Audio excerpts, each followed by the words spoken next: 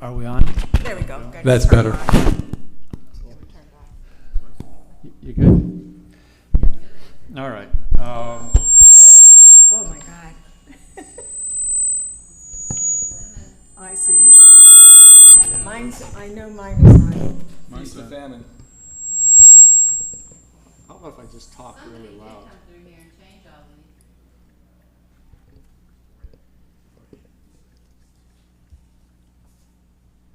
Okay, it's turning down. All right. Is that better? I don't know. I'll ask John. Can you hear me now? All right. Look, I just have a couple things. And I think Greg is saying no. Greg, can you hear?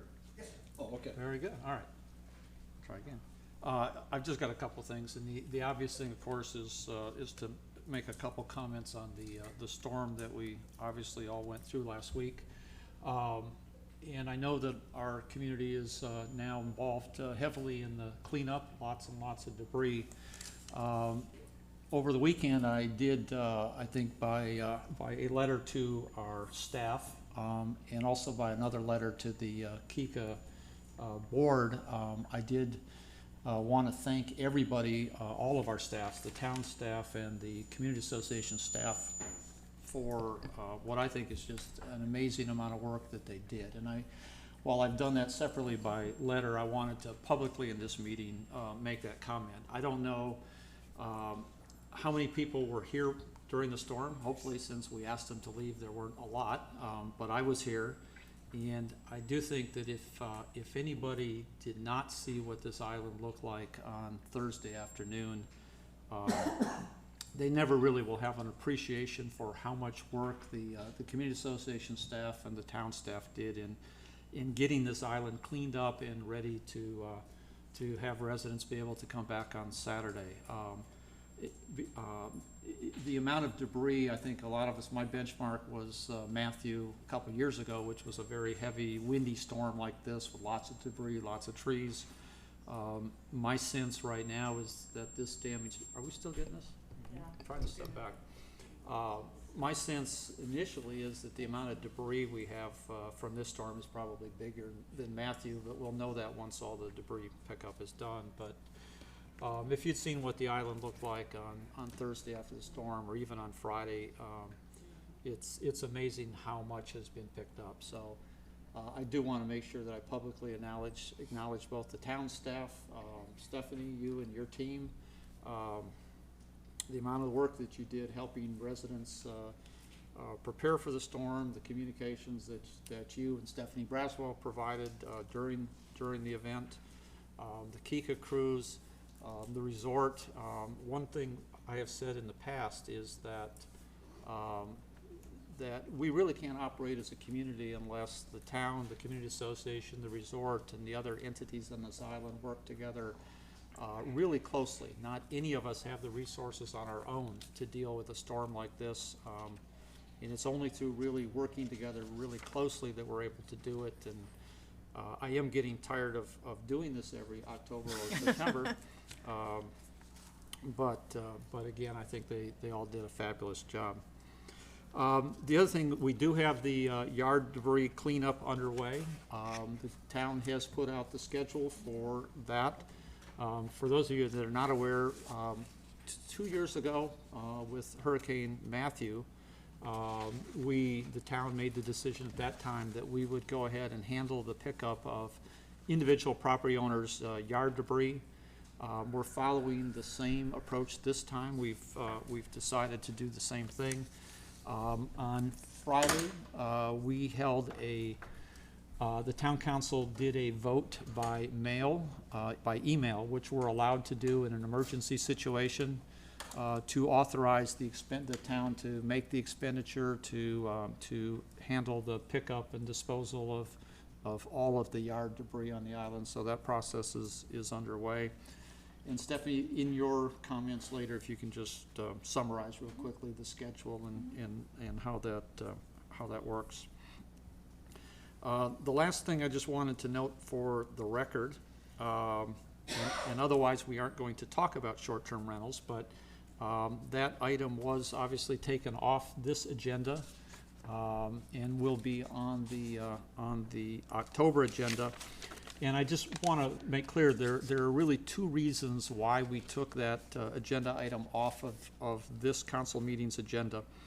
I think obviously the first reason was because we scheduled this meeting very, very quickly with only a little bit more than a day's notice, and I think all of us agreed that it would have been totally inappropriate to hold a discussion of the town council and potentially have a first vote on a first reading of an ordinance with so little notice to our residents that we were actually scheduling the meeting. So I think we agreed it was just not the appropriate thing to do, that it made more sense to defer that until October. And the second reason is because the fact is we are listening to the many comments that we are getting, whether it be phone calls, emails, or any other forums.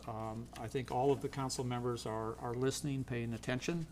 And I think one of the opportunities we have by holding this off until the next month is it will give the staff the opportunity in a few more weeks to consider and think about some of the feedback and some of the information that we've got. It'll put us in a better position to maybe respond to some of the questions that we're getting, needs for clarification, and so on. So again, I think the reasons for holding that off were one, it just would not have been appropriate to schedule it with so little notice today. And two, I think we'll make good use and put ourselves in a better position for a discussion of that at the next meeting. With that, citizens' comments. If anybody has any comments for the council that are related to items that are specifically on the agenda today, go on up, and I don't see anybody jumping for the podium. All right, then I'll move to presentation. We have a presentation on 2020 Census Review. John Taylor is going to overview this. For the council members, since we had taken some things off this agenda, I wanted to go ahead and take the opportunity to have John give this overview. I think most people know that next year is a census year. That activity has started already. John is our point person in the town with respect to the census coming up. And believe it or not, there is a lot of work involved. You know, we want to make sure that we have a good count in the town. And there's a lot of activity in making sure that the government knows what buildings, what residences are on the island. So I wanted John to be able to start giving both the council and our residents an idea of what's coming and how this process is going to work. So, John. Thank you. So this is actually going to be an abbreviated presentation that was prepared through the LUCA program, which is essentially orchestrated by the Census Bureau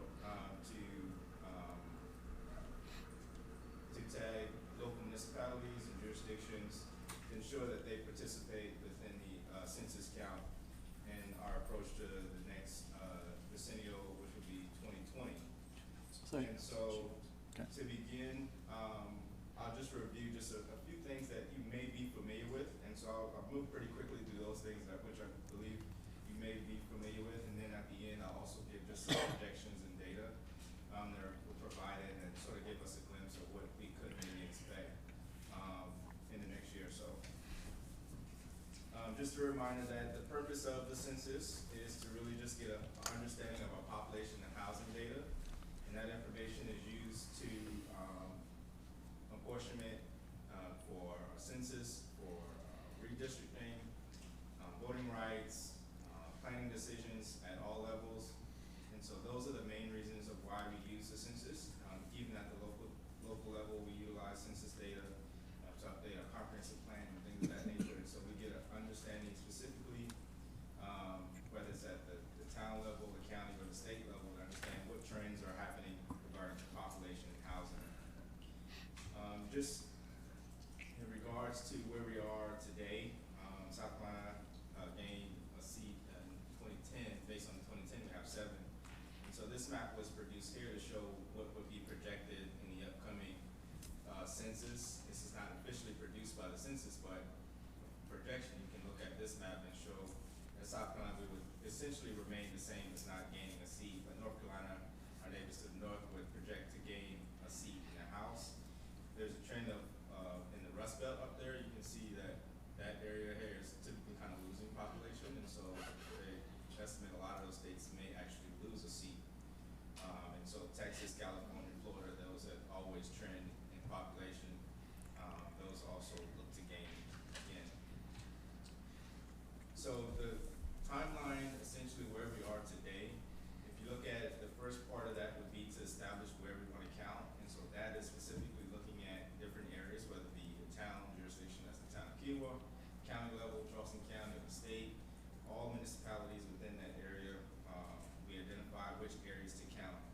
And then it's a group of personnel who are charged with motivating others to respond. And so that's myself, council, and other elected officials and persons who are connected to the census program to motivate family members, neighbors, residences to essentially make sure that they're counted in that actual number. And that number is tallied up, and those results will be released next year by the end of the year. And so who can participate? Like I said, those are our incorporated places, our states and the counties. I went through sort of the timeline already. Won't bore you with some of the geocoding data, but essentially what geocode means is that it's taking a specific address and giving it an actual latitude and longitude coordinate. And so each particular house, each address, each person would have, not each person, but each address would have a specific, essentially dot located on a map that would identify them to be counted. Housing units, so single family, whether it's a townhome, an apartment, separate living quarter, all of these are considered fair game as far as counting. And these also include mobile homes and trailers, things that may not be the standard of what people think identifies as a single family home, but all of these different things are also counted within that number.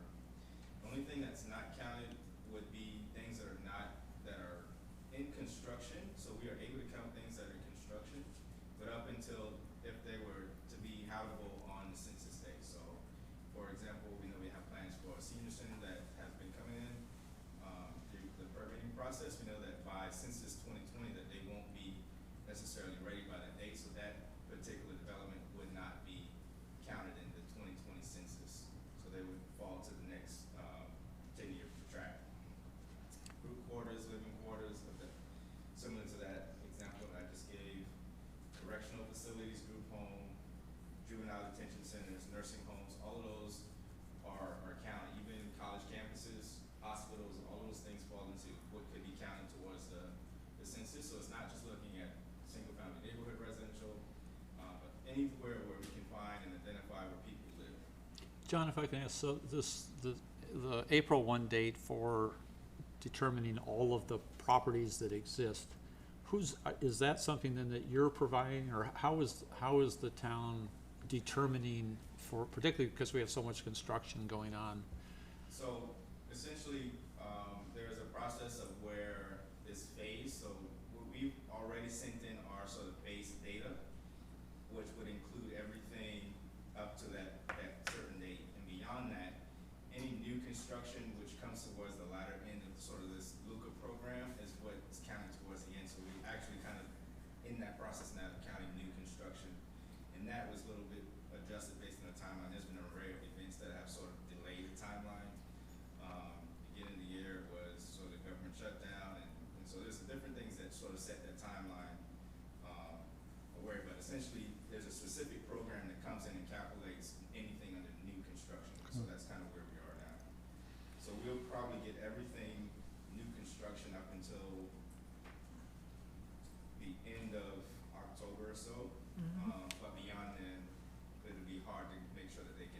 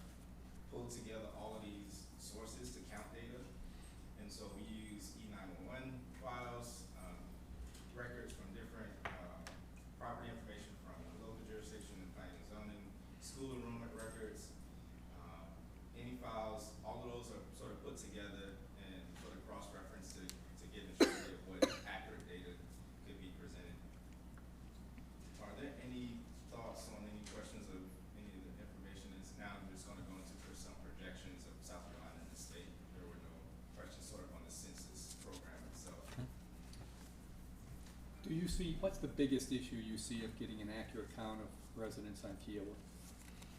On Kiowa, and it would probably be those who are not here full-time, and so it may be a second home. They are counted, but we'll get notified just to verify, does this person live here? So they'll be counted, but they'll sometimes send word, is this person a full-time resident here, that kind of thing. So it's not an issue of what, I think there've been a lot of issues of what's being counted on Kiowa. I think the struggle has been mostly on like rural areas where there's multiple houses maybe on lot or abandoned home, that kind of thing, that most of the census, issues have been known in my experience. Okay, so you don't anticipate any big issues here? No, I thought maybe the senior center was gonna be one of those thresholds when we first started getting words of that because of the timeline of where that phased. But where we are now, I think we'll get a pretty good count. Thank you. But I guess I'm curious, because the census now is pretty much a mail I mean, you get the document that you fill out in the mail. The days of when they go door to door are pretty much gone, right? Yeah, so the day of going door to door would only be in the case of they're verifying that something is sort of incorrect in the data, so that you rarely see someone driving house to house, across the whole country, but really just to kind of verify if they notice something, an inconsistency in what's been already provided through some data sets. So I guess what I don't understand is how we, for so many of our properties, because of all the non-permanent residents we have, so many of our properties are owned by LLCs or there's some entity, but it's got an agent in the town. Because we don't levy a property tax, we don't have information on so many properties. We can verify all the addresses, but how do they end up figuring out who actually is the owner? Will we be doing that, or is that happening somewhere Our else? base records are county driven, so most of all of the data that the town would use would have been filtered through the county. So they're sending it to whatever the county tax system shows as the contact for that particular property. Okay. All right.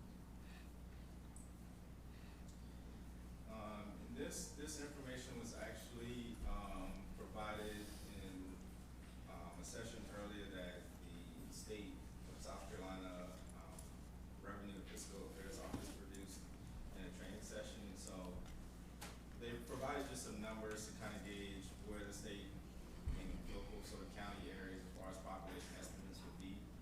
And so this is a change in population from 2010 to 2018. We show South Carolina is about 10th on that list. Of course, the larger states, Texas, Florida, California, lead the charts there. And regarding county, Charleston sits third in the state, behind Greenville and Richland County at a little under 350,000 there as of 2018.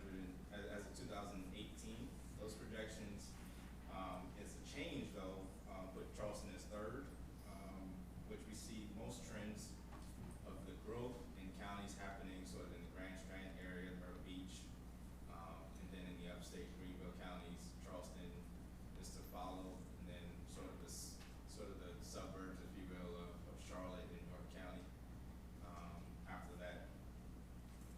And so that map sort of reflects those changes that we see, sort of the low country growth.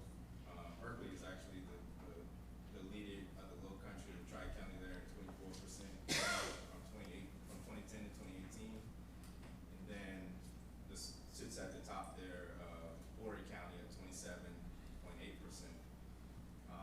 The other trend you can notice here, a decrease in population, which is more so in the really rural areas like Allendale and Vandenberg, down in between. And so that's kind of just a trend of where the state is, and I wanted to just provide that kind of number to you. I also pulled the projection that Kiowa would have about 1762, which is just a projection, 1,700 residents. So that's really the end of what I've had to prepare for you today. So John, when the first time residents will need to do anything will be what, then in April, May, when the actual count starts, is that? So if the resident isn't notified via mail, then it's sort of on the good side because they would have typically been already an account number provided by data that's already been submitted. And this process has started way back in 2018 actually in gathering official records. So I would just, as far as encouraging residents, if you do receive something in the mail, you fill it out or respond accordingly. You won't be double counted if you do submit it if you think you've already been counted. And so that's would be sort of our recommendation there. Because, you know, I think we really would like to try to get a good count. You know, the last data we have for Kiowa is 2010, and in this, there's been so much building on the island, so much, you know, just in that period of time, percentage-wise, the numbers aren't great, and it would be nice, I think, you know, John and I've talked to, it would be nice to try to get as good an accurate count as we can get on Kiowa this year, because we make a lot of estimates, but when people ask me how many residents, you know, about all I can do is say, well, you know, here's how many registered voters we have. We really don't have a good idea. So I think, you know, we're gonna try to put a lot of effort into the communication and see if we can get a good count this year. Any questions for John? I just find it surprising that there's a decline in population in so many areas of South Carolina, given all the people that are moving here. Yeah, and I have some other maps that kind of show migration data that'll show where people are sort of coming from, whether it's county, they break down a couple of them where it shows county to county level, but also sort of where we have migration from the state elsewhere. But pretty much this is a big trend that a lot of residents or people are moving to the more metropolitan To the areas. Charleston County So area. Charleston, Richland, Lexington, and then Greenville County. They go and retire in Horry County, I guess. All right, any other questions? All right, thanks, John. All right, consent agenda. We can take all of these as a single vote, but before I do, we always have the opportunity, if there's any council member who has a particular item on the consent agenda that would like to have it pulled off for specific discussion. If there is none, then I'll go ahead and take all right, then I'll take the consent agenda as a whole. There are 5 items on the agenda. 2 of them are second readings of ordinances that we approved at our last meeting. One was an ordinance to regulate drones and model aircrafts, and of course the primary focus there is drones, not model aircrafts. And also an ordinance to amend the comprehensive plan. Those were both approved last month on first reading. And then we have 3 approvals, contract approvals, which were discussed and recommended for approval at Ways and Means. So do I have a motion to approve all of the items on the consent agenda? So moved. Second? Second. All in favor? Aye. Okay. We have 2 new business items. The first is consider approval to amend the Night Heron Park Company franchise agreement. Stephanie, can you give a quick overview of that? And Liz, I don't know if you're gonna Do you have make the any bike here? comments, or just if we have You some want to ride the questions. bike here? No, just kidding. Yeah. I want to ride in front of I us. already asked her. Oh, did you? Yeah. All right. For mayor and council, we have a request from Kiowa Island Golf Resort to amend our current Night Heron franchise agreement that we've had with them for a number of years. And the current one that we have right now in existence goes through 2021 with very little change over the years. One of the things in the development agreements, we have an exhibit, and in that exhibit, it spells out what beach equipment is allowed on the beach or in the beach. And one of the things that the resort would like to look into is they would like to look into having a 3-wheel bike starting in spring of 2020. They want to start off with about 6 of these bikes that they will have available to rent to be exclusively used on the beach. And at the end of the day, they were going to store them in the Sanctuary Bike Pavilion overnight. This agreement, we've had a great working relationship with the resort, and this is just a minor change to what's already required in their current exhibit. Let me see here, just to kind of go over just a few things, just for the public to understand what, when we refer to some of the additional things that they can do on the beach.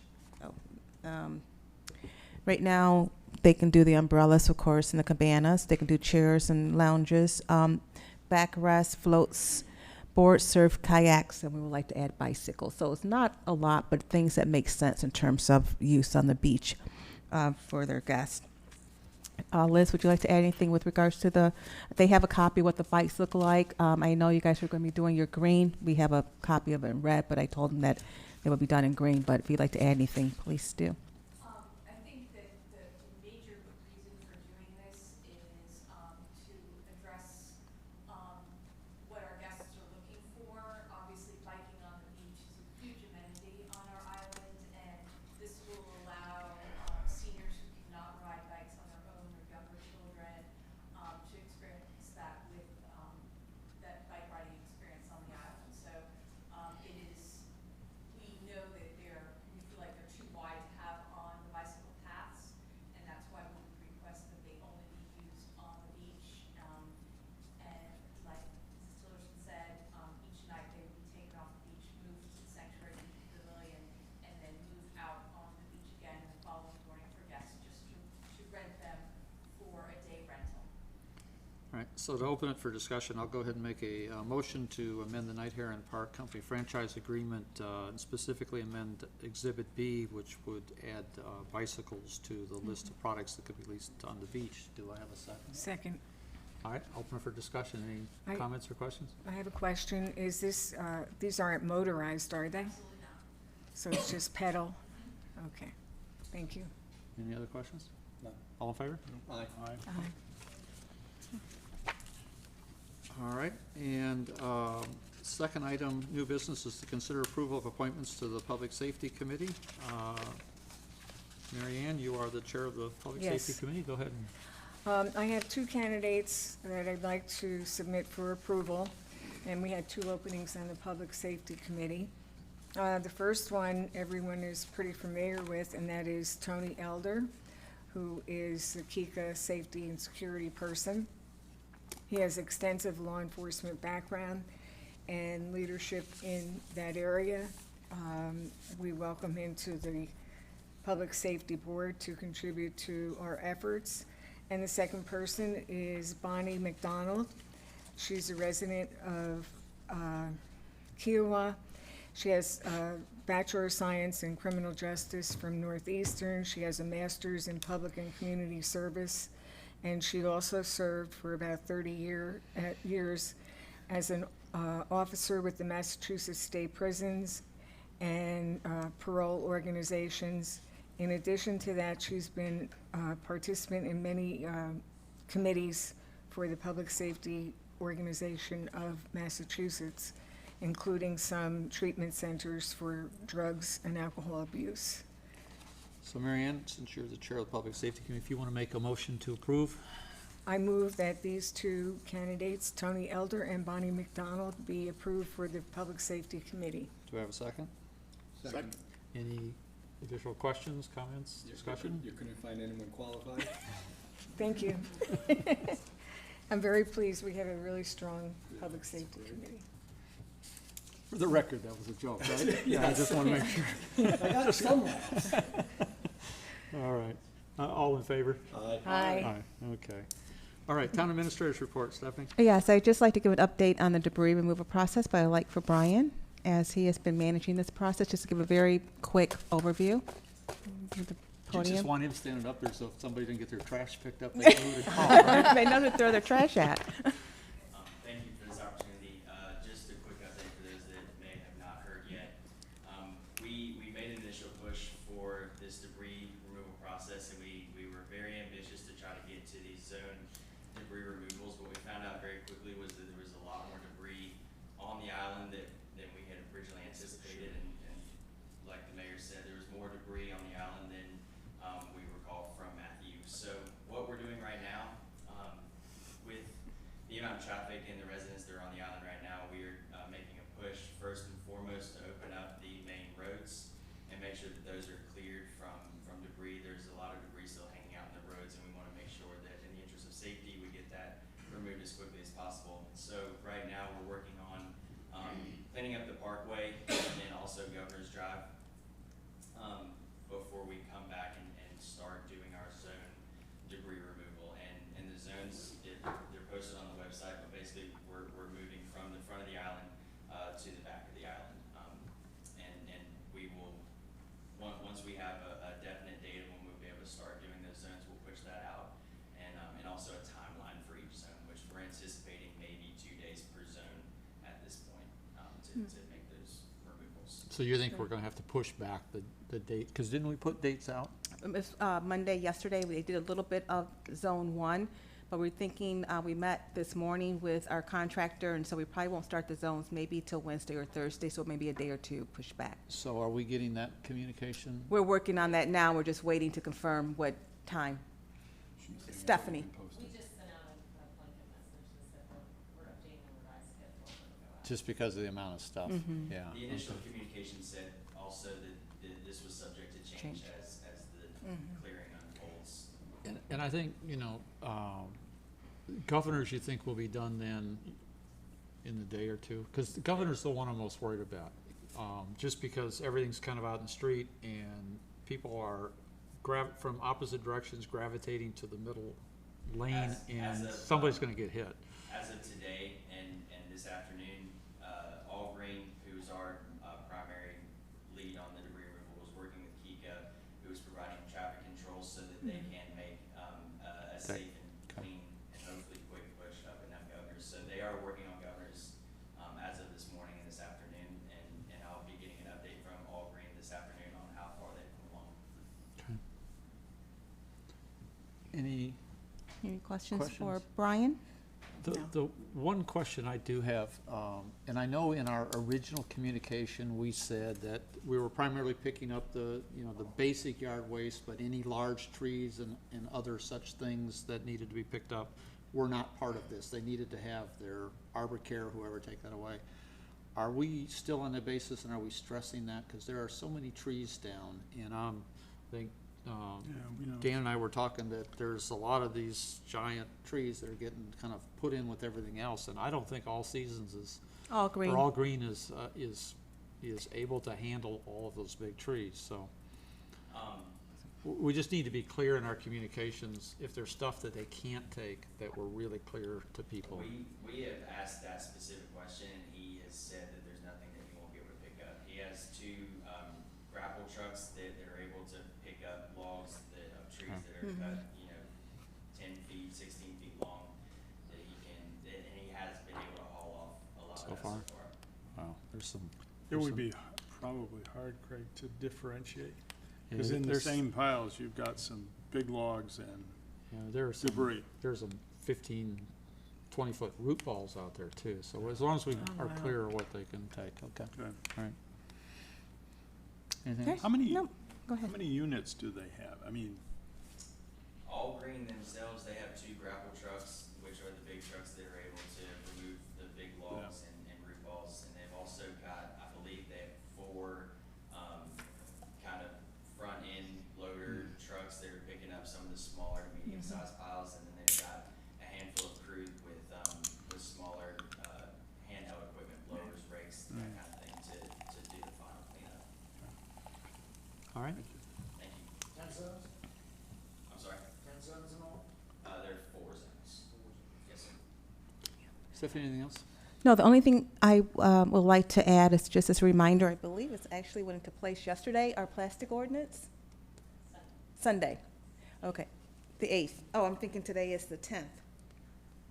It is. So it's in place. Yeah, it's in place. Yeah, so just as a reminder to everyone, our plastic ordinance is in place. I know with the storm and everything, it just kind of creeped up on us, but we have the beach and island. Great. All right, council member updates, I'll start, Mary Ann, anything? The most important thing was getting the appointment of the 2 new members of public safety. Most people have probably read that the fire company got emergency vehicles that enhance their ability to respond to resident needs. And it's really a big step in helping provide more than just first aid to residents. So hopefully those will be in place very soon. Other than that, I have no news. Dan?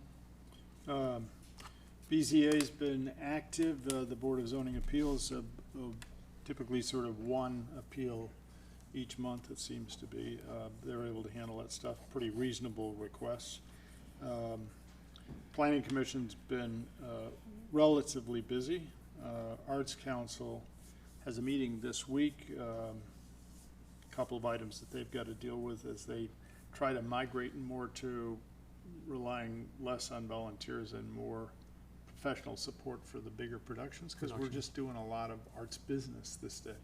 And so we've got to make that transition, but they're all very busy. Everybody is, there was no time off in the summer, it appeared, so. I think we have an event this Sunday, don't we? Yeah. Yeah, I think there is There one is this one. Sunday. Yeah. I lost a week. Or so. Chris? Nothing? All right, with that, I'll open it to citizens' comments. If anybody has something, come on up, introduce, and give us your address. Charlie?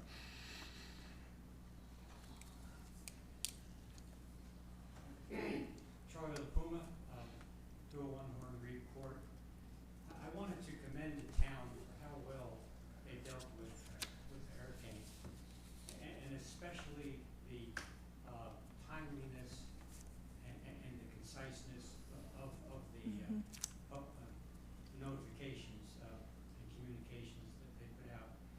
I've had comments from other people who were able to tune in as well. They had similar comments. So I think it's a job well done. I have to thank, at least in part, that young lady down there, Stephanie, but others were involved as well. Thank you. Any other citizens' comments? All right, with that, we have nothing scheduled as an executive session. So do I have a motion to adjourn? So moved. Second? We are adjourned. 3 minutes beyond. Uh-oh, If you'd let me know that, I could have we done could that. have. Thanks, everybody.